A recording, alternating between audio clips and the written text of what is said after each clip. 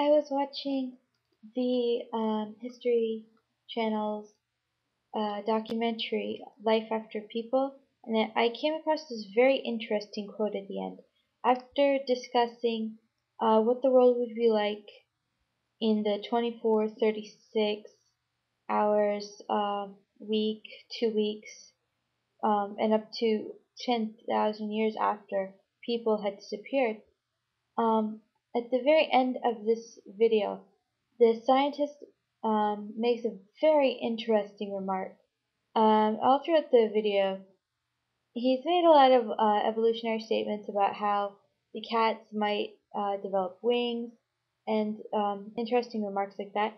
And as something as of a creationist, although not a very staunch creationist, I don't believe in creationism to the point of ignoring science, although I do believe that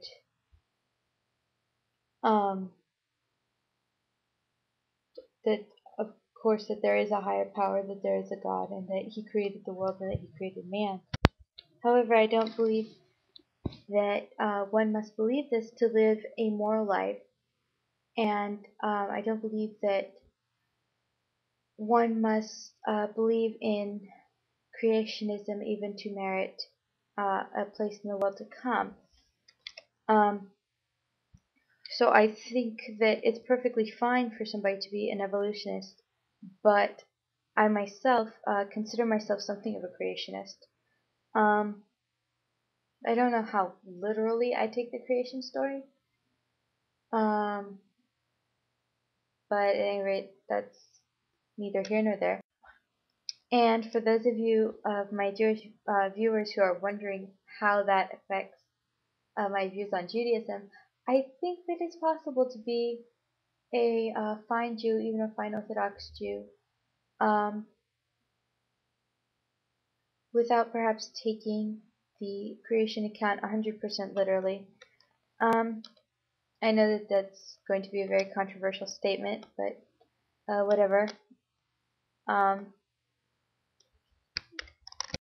At any rate, so back to the documentary. I found this particular quote, very fascinating. The scientist essentially says that evolution may never create another creature that has the ability to think abstractly. He talks about how evolution may create animals that can more easily adapt to their environments, animals that are more clever, but evolution may never create an animal that can think abstractly. This would be what Jean Piaget referred to as the formal operational stage of cognitive development. And human beings reach this stage at about the age of 11 to 16 years old, according to Jean Piaget. But no other animal is able to reach this, or no other animal has reached this. And it's really unclear why or how we reach that, unless you're a creationist and then you believe the creation story. But in terms of evolutionary reasons, there's no reason, no particular reason why we are the ones with the ability to think rationally as opposed to any other creature. There are a lot more clever creatures out there on the planet, but yet we're the ones who are able to think rationally. So I found the scientist's comment very intriguing. I want to share the clip with you. And for those of you who are coming to watch this documentary, I'm going to provide a link in the sidebar to the full documentary. So without further ado, here's the scientist clip. So what will remain 10,000 years after people to tell the story of the once great civilizations that walked the earth? Iron corrodes, concrete crumbles, wood and paper decay. Still, some of what man built on earth remains. The most colossal of our stone structures, like the Great Wall of China, have aged like mountains, subject to erosion, but at such slow time scales they will still be recognizable in some form for eons.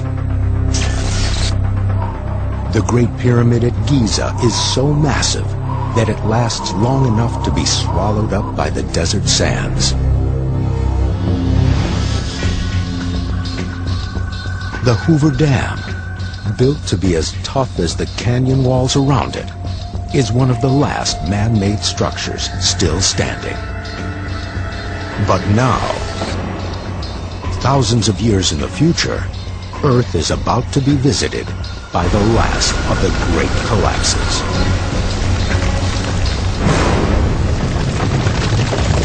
It's the environment that eventually wins. Earthquakes, sandstorms, rain.